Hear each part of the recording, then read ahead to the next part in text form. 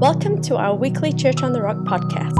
For more information, visit us at churchak.org, download our Church on the Rock AK app, or like us on our Facebook page. Thank you for listening, and we hope you enjoy our weekly podcast.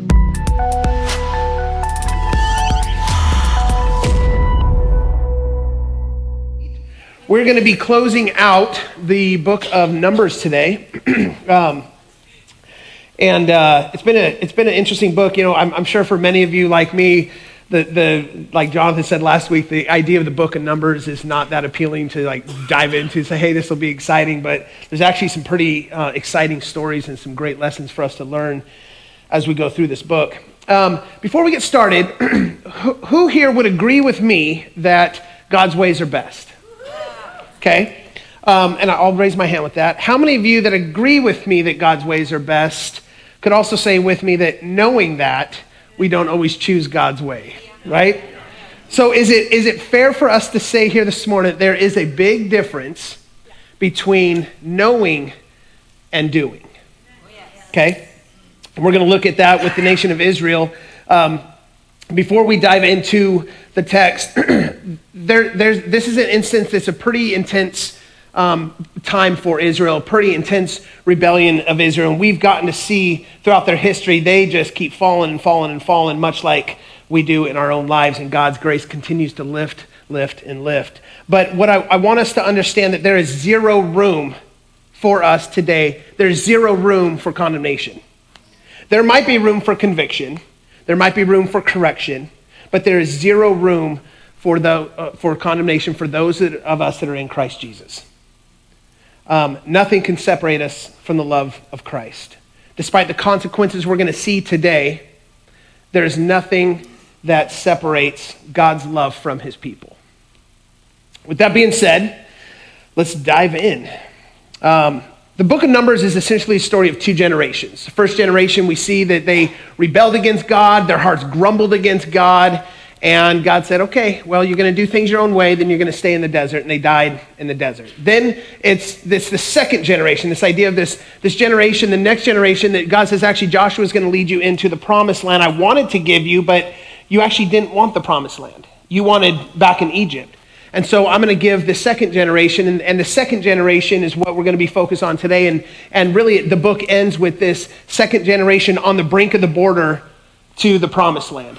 And that's where the book of Numbers actually wraps up. And then Deuteronomy picks up, and Deuteronomy is basically Moses' monologue to them, his reminder, his last speech, and the reminder of all the goodness of God and the laws and some of these different things that's going to equip them to be successful in the promised land. That's the book of Deuteronomy pretty much. But Numbers, this last part, it ends with the Israelites finally coming to Moab. So the first part of Numbers, chapters 1 through 10, records the prep work. We have the census, those sorts of things. What should have been a 2-week journey, 2 weeks, turned into 40 years. Second section, 10 through 14, tells us of the journey from Sinai to Kadesh in the lands of Paran. And this is where we hear about them starting to complain about the food. The 12 spies are sent out. Some come back, say there's no way we can do that. Joshua and Caleb, they're like, no, we can do this. And they kind of start grumbling, start like, hey, no, we'd rather go back to Egypt. There's no way we can do this. Third part, 15 through 21, covers roughly 37 of those 40 years out in the desert. And this is the journey from Kadesh to Moab, where the story picks up for the second generation. This is where Korah's rebellion takes place. This is when Moses strikes the rock. This is when the bronze serpent is given to Israel. All those stories that we know about, this is that part. And then the part that we are today, the fourth part, 22 through 25, is the account of Israel at the plains of Moab. This is like the final piece. This is the final part for them going into the promised land. It's where Balaam tries to curse. You guys remember the story, and he's forced to bless 3 times, and he's like, man, what's going on? The donkey comes to him and speaks to him, which is weird, and it's kind of really asinine to think that he could assume that the power of God can be thwarted by someone wanting to curse what God has blessed. So here the people of Israel on the plains of Moab across the Jordan. They're only 10 miles, if you see on the map, 10 miles southeast of Jericho. They're so close they can smell the honey. All the promises that have been given to them for years, their hope and their frustrations, they're looking at the previous generation saying, man, there's some failures that they had, but we're finally here. We're going to do this. This is where they're at right now. They were exhausted, though. They've been out in the desert for a long time. Israel was large in number. There's debate on how large, but we can guess well over 1 million. Well over 1 million. Some even would assume 4 to 6 million. But I'll just say the conservative, 1 million people, right? That's still a large number. You're going to leave, no trace left behind. They're going to leave a trace. And so the king Balak, the king of Moab, Balak, out of fear, he's seeing the Israelites here. He's heard about the stories of their God, and he's seeing them on his plains. He's up on the mountain looking down. He's like, man, these people, if their God is true and what I hear about their God, they're going to devastate our land. And we can't take them by force. We're not bigger than they are. We can't take them by force. So he hires a sorcerer or a prophet named Balaam. Balaam comes and he's like, Balaam, I need you to help me out, bud. I need you to curse these guys. Now, if you read through this, there's a little bit of temptation to think like, man, Balaam might have been a godly man. No, he was just a sorcerer. He'd take anything from any power he can get. And so God intervenes and stops Balaam from cursing and actually forces Balaam to bless Israel. And this is actually where we see Balaam prophesying about Jesus coming one day, as Israel will have a king that will be forever. Pretty neat. But Balaam was all for cursing Israel. So here's Balaam and Balak frustrated, looking, fearful, and wondering, how are we going to take care of this problem of these Israelites? They're going to take over our land. What do we do about this? So since the curse didn't work, they couldn't overtake them by force, they formulated a plan to have Israel basically implode on itself. Here in Numbers 25, we see the result of that plan. If you guys want to turn there, we're going to read the first 9 verses. Now, it's important to note that at this point, Israel was completely unaware that any of this was going on up in the mountain. They had no clue that they were trying to be cursed. They had no clue that Balak was really thinking like, man, how do I get rid of these people? They're just thinking like, hey, God's guiding us, and we've had victories before. We've been in war before. Okay, well, if we have to, we'll just come through and take that. But they were completely unaware of how this was going to happen. They were completely unaware that God had already stepped in on their behalf to keep Balaam from cursing them. So they're just hanging out in the plains of Moab, probably wondering why they aren't moving forward at this point. Completely unaware. And so Moab will attempt to conquer Israel by force of culture. And they do a really good job at it. If you read with me, chapter 25, 1 through 9.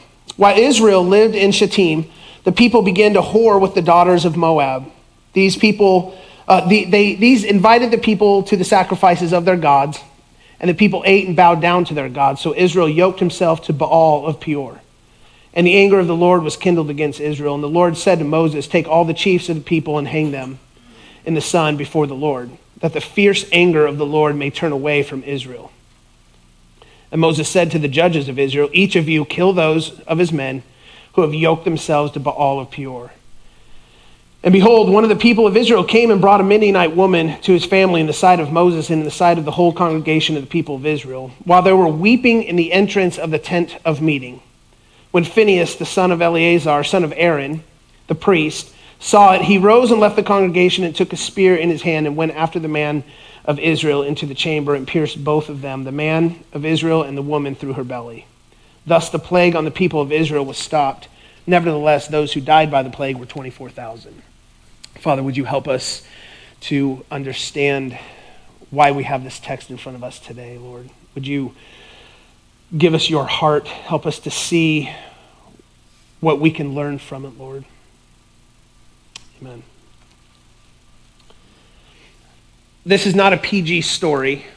Last week I was preaching up in Willow, and it happened to be their family Sunday, so all the kids, everything. So on the spot I had to PG what is really a rated X event happening with Israel. And what's happening is the women from Moab and Midian are told by the government to entice the men of Israel in very specific ways. Very specific ways. Ways that would be effective for the men. This isn't a problem for the women, though. It's part of the culture. It's a natural part of the Moabite and Canaanite culture. That there is a level of licentious living that has been accepted in their culture for years. So it was not awkward to whore themselves out. It was not anything that would have been abnormal for them, but it was for God's people. At least it should have been for God's people. And so the men fall right into it. And what these men are partaking of is basically a state-sanctioned exploitation and abuse of women. And the men of God who have watched God provide for them, watched the moral failings of their ancestors, seen the Egyptian way of life, seen that God wanted to free them from that, are now faced with this temptation of hey, we're going into this new land, and they seem to be fine. I mean, they're living pretty well. Maybe we could partake of it. And so these men just start absorbing it. I mean, after all, they've been following God in the desert for long enough, right? Like they've been sacrificing, they've maybe been loyal to their families and done all these things. And maybe there's just a little bit of entitlement on these men. So they fall right into it. And they think, well, shoot, we'll just go over to Moab, right?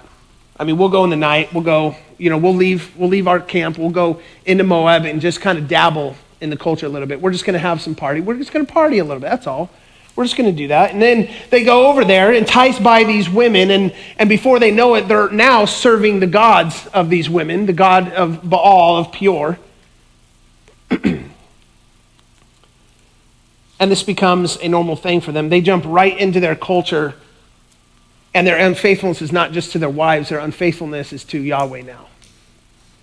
And so God's anger burns against them. Enticed by these women, these men abandoned their devotion to the Lord. In fact, Proverbs 5, it says, "For the lips of a forbidden woman drip honey, and her speech is smoother than oil. But in the end, she is bitter as wormwood, sharp as a two-edged sword. Her feet go down to death. Her steps follow the path to Sheol." Verse 14, chapter 5. "I am at the brink of utter ruin in the assembled congregation." 21. "For a man's ways are before the eyes of the Lord as he ponders his path." Turns out that what they thought was over in Moab was actually seen by everyone. It wasn't hidden from God. In fact, now it's completely exposed. And what was once out there in the dark, in beyond the light of Israel, is now exposed and now coming back. And now God is saying, I'm angry. You have now left the unfaithfulness, the way I was providing for you, and you've gone out after other gods. So God tells Moses to execute the leaders, because if this keeps on happening, the majority of Israel are going to start worshiping Baal, and then the whole point of the promised land of God's people being given this blessing is going to be ruined. So now what was once out in the distance has now come home. Verse 4 and 5, "And the Lord said to Moses, take all the chiefs of the people and hang them in the sun before the Lord, that the fierce anger of the Lord might turn away from Israel." So God's desire is that his anger is turned away, but there has to be payment made. And he says, I want people to understand that with my love and my provision comes this requirement for obedience. And some of your leaders, some of your men are taking advantage of that, thinking it's not going to have any effects, thinking their sin and their adultery to God and their families is going to have no consequences on their lives. And so Moses said to the judges of Israel, each of you killed those of his men who have yoked themselves to Baal of Peor. Now notice Moses doesn't actually do what God says exactly. God said to kill all the chiefs. Moses just goes to his guys and is like, all right, well, that's a little harsh. Guys, why don't you just take care of the guys who you know have been involved with Baal. And it's at this point that a plague breaks out, killing 24,000 Israelites. God wants the leaders responsible taken out in front of the whole congregation as an example, not of God's hatred for his people, but his seriousness about the blessing for his people who would be obedient to him. Everything's falling apart for Israel right now. The chosen nation of Israel is about to be absorbed into the Moabite culture. And now the Moabites, I imagine Balak and Balaam are like, we got it. This is working. The The Moabites are defeating Israel not by force or by curse, but by enticing them into a culture in opposition to God. Relevant for us today, isn't it? Everyone knows what's going on. Everyone knows that a growing number of people are worshiping Baal, and no one's willing to say or do anything about it. So what gets their attention? Well, it's actually not conviction. It's not the sorrow over their sin. It's not the fact that they're out unfaithful to their families, unfaithful to the God who's provided for them, but it's a plague. A plague is what gets their attention. That they begin lamenting over the consequences of their actions, but not lamenting over the action itself, over the sin that they've egregiously committed. Still, though, everyone knows what's going on. Nothing's being done about it. So they come to the tabernacle and they're lamenting. I mean, people are dying. 24,000 people of Israel, and they're dying. And they come to the tabernacle, which sits in the very middle of the camp. And they come and they begin lamenting and sorrowful over the Lord. No one's doing anything about it yet, but they're sorrowful that this is happening. Then walks in Zimri. Oh, Zimri.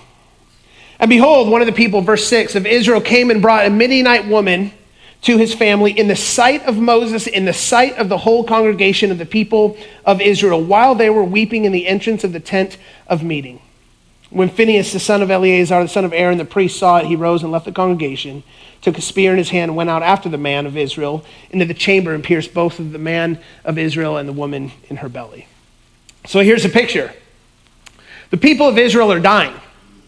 People who see this and don't like what's happening come to the tabernacle to lament, and they're worshiping. I mean, with lament comes this desire for God, this desire for holiness, desire for things to be made right. And they're coming to the very center where God says, hey, I'm going to be among my people right here at the tabernacle. And they're here in the presence of God. And this man so bold, the son of a chief actually, with a woman from the cult of Baal, a princess, comes in. And the text in Hebrew indicates that they walked through the place that the Israelites were meeting in front of Moses, a man so bold to bring his sin, his desire, his own willingness to leave his family, leave his God. And now he said, I don't even care anymore. What's anyone going to do about it? No one's doing anything about it. And I'm going to walk right past Moses. I'm going to walk right past the holiness of God. Ooh.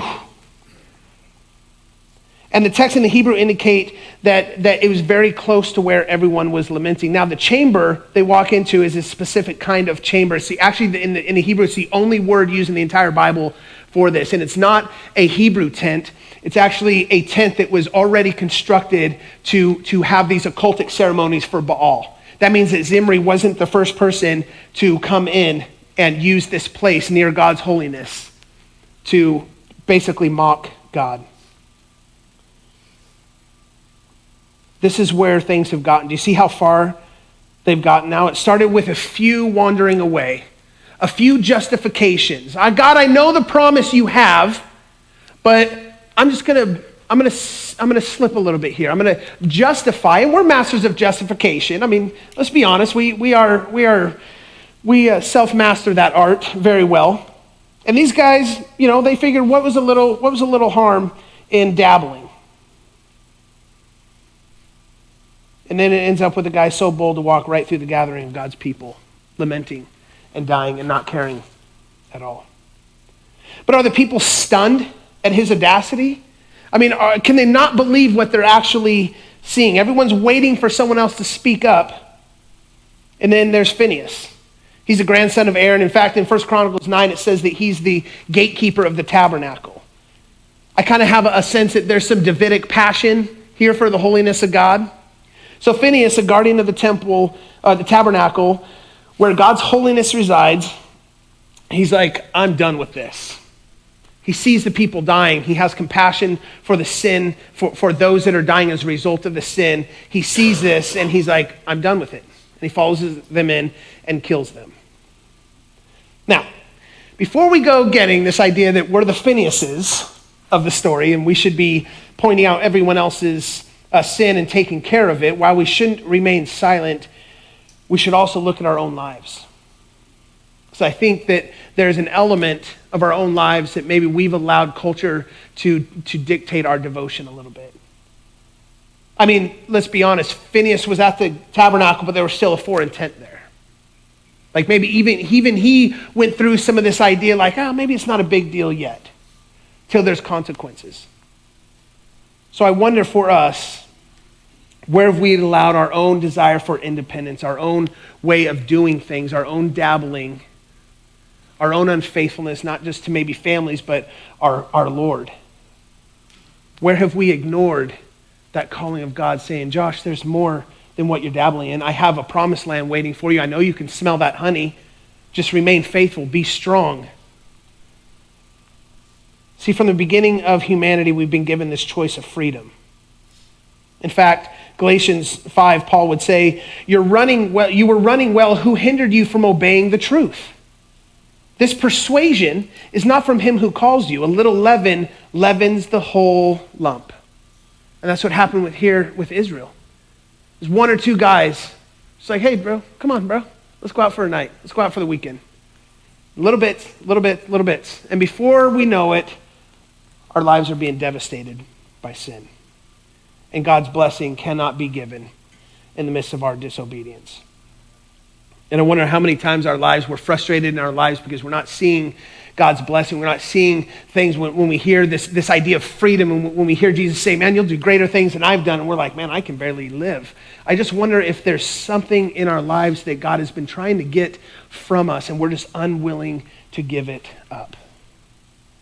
And it's easy to justify it. I'm going to read through a couple instances throughout Scripture, and I just want you guys to pay attention to how easy it would be, and an honest evaluation of how easy it would be for us to justify these if we were in the same position. See, the choice we've been given is a choice to surrender our will in faith and obedience, or live in rebellion and disobedience. It's a choice to trust in our own wisdom and our own ways, or act in our own independence. We'll start with the eating of the apple in the garden. Not a big deal. I mean, let's be honest. We all suffer because of a bite of an apple. I mean, we're told to pursue knowledge. We're told to grow in wisdom and knowledge. Like, what's really the big deal about eating a bite of an apple? Cain choosing not to present God a qualified sacrifice. So maybe he had a bad day. Maybe he just didn't feel like doing it that day. Jonah choosing not to obey God. After all, why should God save those liberal Ninevites? Lot's wife looking back after God says not to, and she dies. I mean, what's really wrong with that, Lord? Like, she was still walking, she was still leaving. What's the problem with looking back and maybe missing a little bit of that? She's still leaving, but that's not the point. David's wife, Micah, giving into bitterness at David over him dancing. Weird as it is, it embarrassed her, and basically she sabotaged her marriage because she was unwilling to look past that. The choosing of Saul as Israel's king, even though God said he would be the one to choose one for them. I mean, let's be honest. Saul's a good-looking guy. He represented what Israel wanted, and it was for the other nations that they're like, hey, we want a king. We'll just choose one. And he seems right to us. He's a military man. He's tall. He's respectable. David choosing to disobey God and numbering the people cost 70,000 lives. But God, it's just numbers. Moses choosing to strike the rock when he was frustrated rather than speaking to it. I mean, anyone here lead teams ever? Yeah, not million either. Like, I could imagine the frustration. And it's like, Lord, ease up maybe a little bit, God. Like, come on. He just hit it. But it was his choice to act in his own independence as God's chosen leader of his people. He misrepresented God, but it didn't seem like a big deal. Israel refusing to enter the promised land for fear of defeat after the spies report back. Well, let's use some logic here. We go into a land, we realize, hey, maybe we need to regroup, retrain. Let's hold off on this. In fact, you know what? This is going to be more devastating to us than going back to Egypt. And it cost them 40 years. Achan, you guys remember Achan and Jericho? They were told not to keep any of the loot from the victory there. And Achan's like, man, I've been out in the desert with my family. We're coming into a new land. I don't know how I'm going to provide for them. I'll take a robe and some shekels and I'll hide it. Seems smart, right? Like this stuff is from evil people anyway. Why not? As a result, his family dies. They lose a war and 36 other people lost their lives. Joshua choosing to make a treaty with the Gibeonites when he was told to destroy every tribe in Canaan. Do you know who the Gibeonites ended up being? They were the Philistines. Didn't work out for them well. Seems right. Like, God, you know what? You told me to destroy them, but they're actually pretty nice people. Like, maybe we can do something here. It seems right. Seems like a good solution, but what had God commanded? See, the thing is, God laid out good plans for each of these. He doesn't leave his people in a mystery of whether he's going to have a good result for them. He's very clear about it. He just says, follow me, trust me. And the problem here, the core problem with all this, is that people refuse to trust God and his goodness. Perhaps at the core of all these is the most egregious sin of all, and that's the actual belief that we can do anything apart from Christ. Like that we have our own ways of doing things, and when God's ways contribute to our ways, it's like, praise Jesus. Thank you, Lord. And when we want to do things our own way, we say, oh, God, where are you at? Where'd you go, Lord? Why aren't you here? You know what? Never mind. I guess I can't rely on you, and I'm going to continue to do things my own way. I say this all from experience, by the way. That we can choose what we'll be obedient to without consequences. I think of marriages within God's people.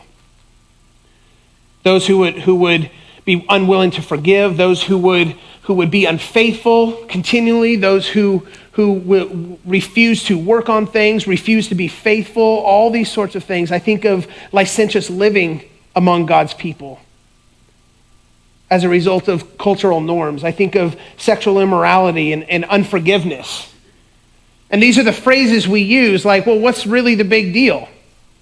I mean, it's too hard not to, God. You don't understand where we're at. It's too hard not to. I don't have to deal with this. Forgive 70 times 7? No, I'm good, God, thanks. I'll do things my own way. And we wonder why God's blessings in our lives are so often at a distance from one another. Same grumblings Israel had, isn't it? I know he says, but this is the reality of the situation. See, Israel longed to be free from slavery in Egypt, yet they wanted it done on their own terms. And what God was asking them to do was not comfortable, it wasn't glamorous, it wasn't easy, but it was good. And that's what we really want anyway.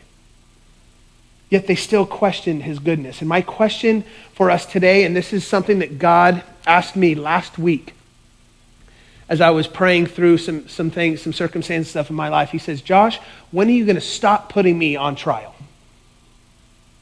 When are you going to stop letting your preconceived ideas of the outcomes of the things you want to happen determine whether I am good or not? Stop putting me on trial and walk in my goodness. I don't want to put God on trial anymore. Either he's good or he's not.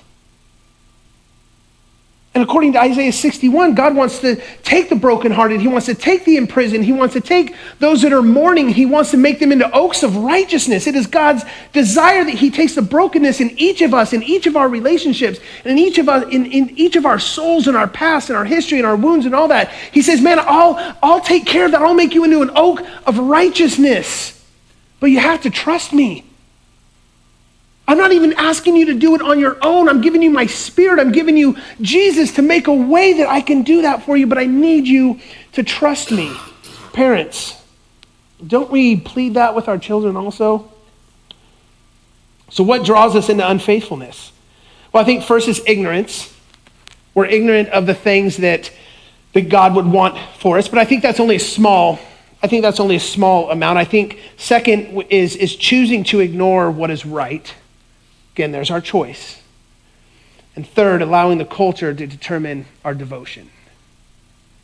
Allowing the culture to determine our devotion. If we're in a culture where it's easy to devote ourselves to the things of the Lord, sure, why not? But as soon as it becomes difficult, and it's like, oh, okay, never mind.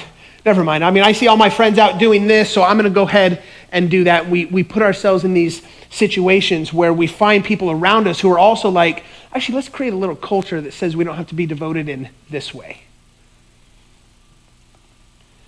And the fix is this, that we choose to not be ignorant, meaning we are around other people and believers who are challenging us, who are calling us out on things, who are encouraging us and instilling courage to say, keep going, Josh. Don't give in to the culture. Don't give in to the ways that are in opposition to God. Keep going no matter how hard it gets. Keep investing in friendships, investing in your church, investing in the people around you, and investing in your marriage, investing in your children. Don't give up to the way of the culture that seems so normal today. And I'll help you. It'll be the hardest thing maybe you've ever had to do, but I'll help you. And you'll be successful in it because I am Yahweh. That I am Jehovah Jireh. That I am El Shaddai, the one that is far beyond what we need. That is the God who is with us and empowers us to do what's right. And third, we choose to surrender to God over our satisfaction. We choose surrender over satisfaction. There are things, like Jesus clearly says in the New Testament, that don't come after me all easy, like no one builds a tower without counting the cost. There is a cost. But the benefits far outweigh the cost. So consider it, though. Consider that you're going to choose your surrender over satisfaction sometimes, because satisfaction is what the Canaanites, the Moabites were living in, and they were just living for their satisfaction. But God was asking his people to live under the life of surrender. That generation rejected his lordship and tried to do it on their own way. And the reality is every generation does have something to learn from the previous generation for sure. But every generation is given the choice of surrender or rebellion. Dependence on God or independence. In fact, in Jeremiah 2, the prophet Jeremiah, he's about 1,000 years after this event that's taken place in Numbers. And God comes to him. That's 1,000 years after this place. So Israel has had plenty that God could have brought up in their life. And we're talking horrendous sins that Israel committed. The cause of how many thousands of deaths because of their disobedience, even. But this is what God says to him. Jeremiah 2:13, he says, "For my people, Jeremiah, have committed two evils. They have forsaken me, the fountain of living water, and hewed out cisterns for themselves, broken cisterns that can hold no water." So they forsook the living water. Basically, they rejected God, and they built their own broken cisterns, meaning they tried to do life independently from God. They tried to get their needs met. They tried to do what they thought was right independently from God, and that's what God says is evil. He doesn't say, well, you've killed how many people because how many thousands of my people, you've rebelled against me, you've grumbled, you've done all these things. But he says, actually, the two evils is that you've rejected me and you've tried to do life on your own. Galatians, Paul says again in chapter 5, he says, walk by the Spirit and you'll not gratify the desires of the flesh. That flesh there is the word sarx, and that means independence. So let me read it this way.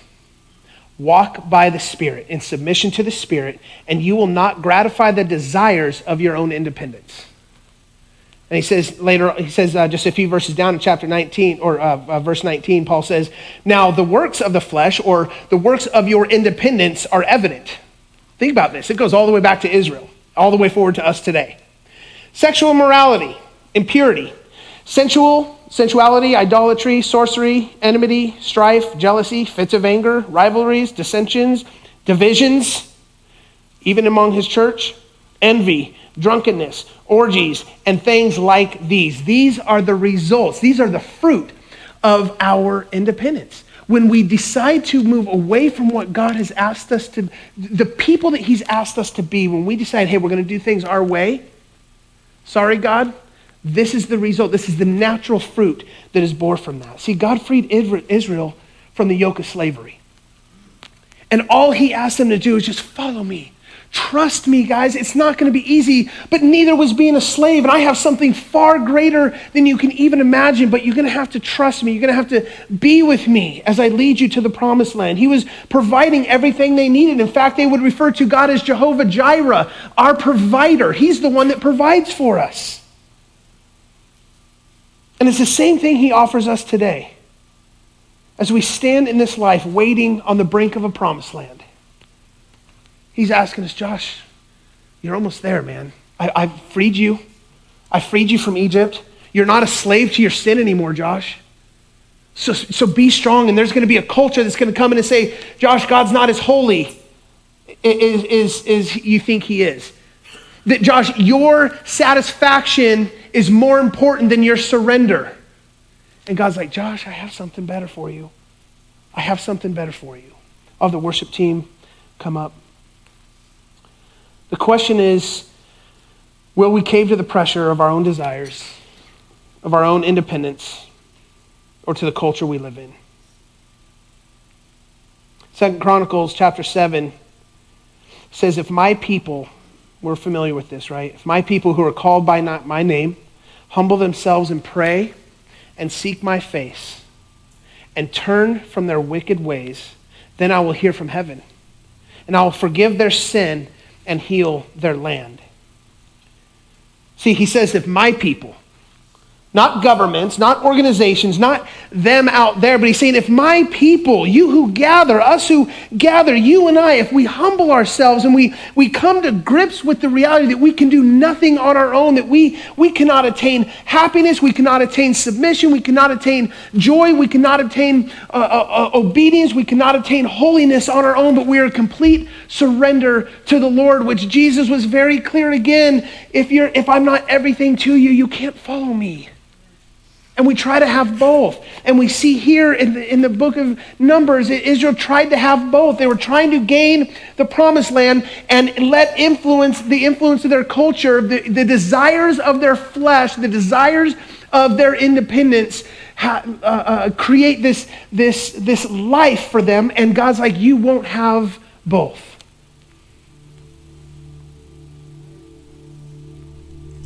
So we walk by the Spirit. He says, seek and turn. Like it requires a humility, a recognition of who we are before a living God. And he says, in that recognition, in that humility, in the place of sober thinking about yourself, sober reality, he says, you're going to seek my face. You can't seek his face without humility, and you can't turn from your wicked ways without seeking his face and seeing the holiness of God. And this is not for it's not for our displeasure, but it's for our good that he says, just if my people, like my desire is to do this for them. I mean, think about our kids, parents. Like there's so much blessing we want to pour out on our kids, and when they refuse to love one another, we have to withhold blessing because we can't allow them to think that, man, in their walking in their obedience, in their disunity, in their division, in their whatever choices they're making, that we cannot let them think and believe that it is okay and they're going to receive our blessing also. But our hearts always want to bless our children, isn't it? And that's God's heart for his people, that we would just come and say, okay, Dad, I'm incapable. I've made mistakes.